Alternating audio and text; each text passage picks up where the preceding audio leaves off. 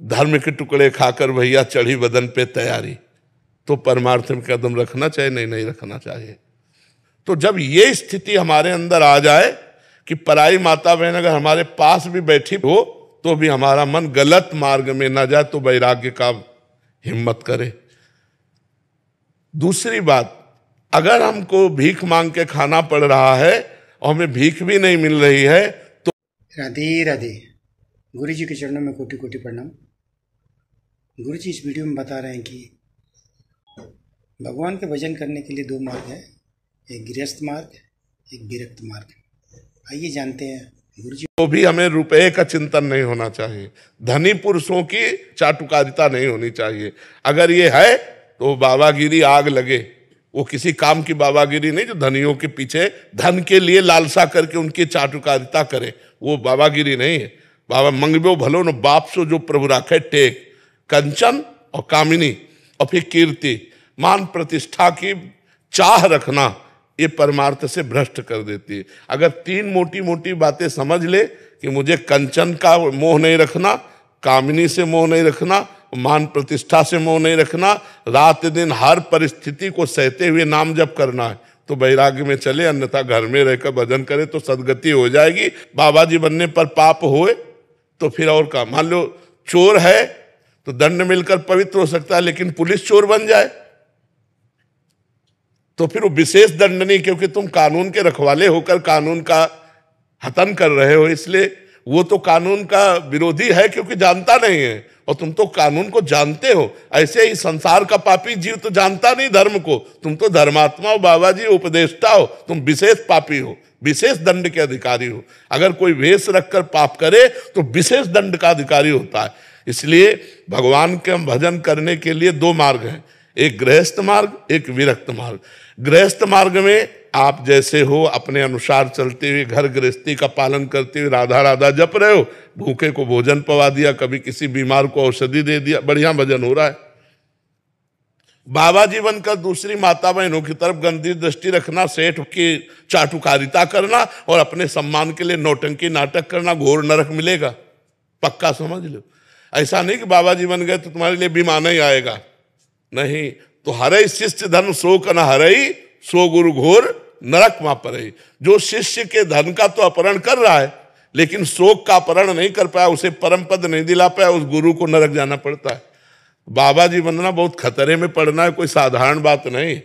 हम कह रहे 50 वर्ष ब्रह्मचारी रहे और 5 मिनट गलती हो गई तो 50 वर्ष पर पानी फिर गया कि नहीं फिर गया। ये कोई छोटा मोटा गेम नहीं है, बहुत बड़ा गेम है। पूरी जिंदगी भर बिल्कुल लाइन पे चलना, लाइन से जरा से भी इधर गए कि मिट्टिया मेट हो गए। एक गलती में पूरे जीवन की तपस्या को मिट्टी में मिला करके 1 मिनट में साबित कर दिया जाएगा पाखंडी है। एक गलती में यार जीवन भर भजन किए 5 मिनट गिर गया तो क्षमा करो, कोई क्षमा नहीं करेगा। पूरा विश्व, पूरा भारत ये बोल देगा पाखंडी है, नहीं बोल देगा। तो बाबागिरी बहुत कठिन है, सबसे ज्यादा अगर कठिन काम है तो बाबागिरी का है। पूरे जीवन मनोरंजन नहीं, पूरे जीवन कभी मन का जो चाल है उसके अनुसार नहीं चला गया, उसके खिलाफ चला गया, और 1 मिनट चूक हो जाए तो कोई क्षमा नहीं करेगा। ऐसी है बाबागिरी। इसलिए पूरी तलवार की धार कही गई है, ज्ञान के पंथ कृपान के धारा, और परत खगेश लगे नहीं बारा। इसलिए बाबा जी तो बनोमती हाँ, अपने घर में गरम गरम रोटी पाओ और राधा राधा जपो, इससे कल्याण हो। कलयुग है, कलयुग है। बाबागिरी का निर्वाह करना बहुत कठिन है। और अपने लोग गंगा किनारे 20 वर्ष भगवान जैसे, तो वो निर्वाह हो गया। अच्छा, अब समय गंगा किनारे भ्रमण करने का भी नहीं रह गया, मार डाले जाओगे, चोर कह देंगे, बच्चा चोर कह देंगे, कुछ भी कह सकते हैं, नहीं कह सकते। बाबा जी मत बोलना, बाबा जी बोलने के रहता है। महाराज जी, मैं भी जैसे ठाकुर शेरदास जी की तरह प्रतिदिन के 3 लाख नाम जप करना नाम जप करना चाहते हो, लेकिन भेष मत बदलना, पैंटे शर्ट में रहना। हाँ, अपने घर के आप भेष बदलना बहुत कठिन है, बहुत कठिन है। जरा सा भी चूक हो जाए तो भाई कोई बर्दाश्त नहीं करेगा, इसलिए बहुत सावधानी। अच्छा, हमें और कोई बर्दाश्त करे चाहे न करे, ईमानदारी वाला जीवन जीना चाहिए। देखो, गृहस्थ है, अपना ब्याह कर लो, 10 पैसे कमाओ मेहनत से, खुद खाओ, दूसरों को भी खवाओ, नाम जप करो, बढ़िया जीवन है। अब बाबा जी बन करके मांग के खाना, पूरे जीवन बस अलर्ट रहना, तनिक भी गलती नहीं होना, तो भाई मान लो बाबा जी बनने का मतलब मैं मराब, ऐसा मान ले तो जी जाएगा। मरो रे जोगी मरो मरनो है ति मीठो, ऐसे मर के देखो जैसे गोरख मर दीठो, गोरखनाथ जी कहते हैं।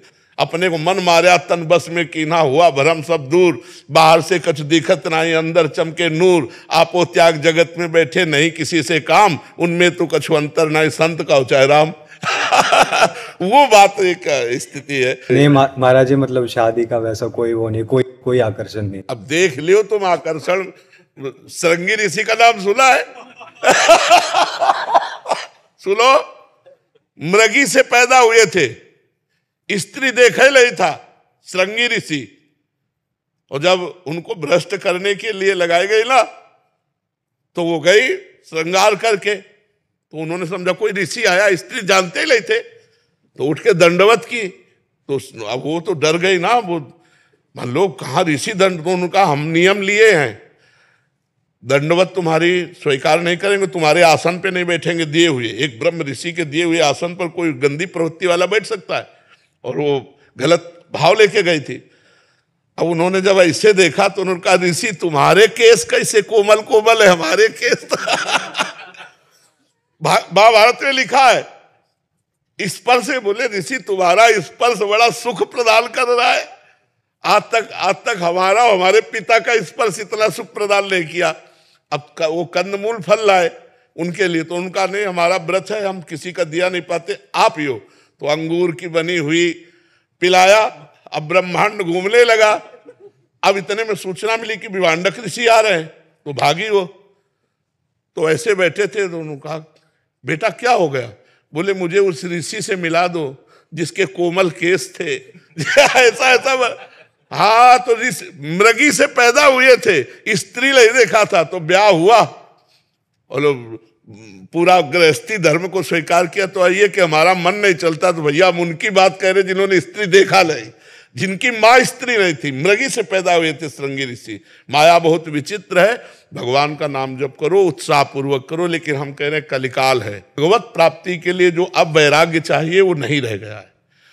कोई घर ऐसे मुश्किल मिलना होगा जहां शराब न पी जाती हो, जहां मांस न खाया जाता हो, मतलब ये तो पवित्र धाम है। तब हम बात करें, जैसे अन्यत्र जो है भिक्षा लेने लायक नहीं रह गया, यहाँ पवित्र धाम है। हमारा ब्रज क्षेत्र भगवान का स्वरूप। अरे हमारे पवित्र धामों में तो इतना शासन हो जाना चाहिए कि यहाँ मांस मदिरा बिक्री नहीं होनी चाहिए। ये पवित्र धाम है। ब्रज 84 को यहाँ की रज में लोटो, चरणामृत पियो, ठाकुर दर्शन करो। अब हम उनके घरों में कैसे रोटी मांगे जिनके घर में मदिरा पान होता है, जिनके घर में मांस भक्षण होता है? तो अब साधुता का निर्वाह करना बहुत कठिन है। अच्छा, हम जिएंगे तो तुम्हारे दिए ही तो जिएंगे, आप विचार करो। अब पापी पुरुष हमको देगा तो हमारी बुद्धि पाप में होगी कि नहीं होगी? हम कहाँ जिएंगे? जिएंगे तो तुम्हारे बीच में। कहाँ खाएंगे? खाएंगे तो तुम्हारे बीच में, रहेंगे तो तुम्हारे बीच में, और तुम्हारे आचरण भ्रष्ट हो रहे हैं। तो हम जिएंगे, हम खाएंगे तो हमारी बुद्धि भी भ्रष्ट होगी। बाबा जी बनकर भगवत प्राप्ति करना बहुत कठिन, बहुत कठिन है, क्योंकि हम उसको देख रहे हैं। इसीलिए जितने बन गए वो बढ़िया है, आगे सोच समझ के बने। बहुत कठिन कलिकाल। निम्रता बहुत है इंसान में। नम्रता ऐसे नहीं है, एक भी गलती हम बर्दाश्त नहीं करते। बाबा जी बने थे तो क्या सोच के बने थे?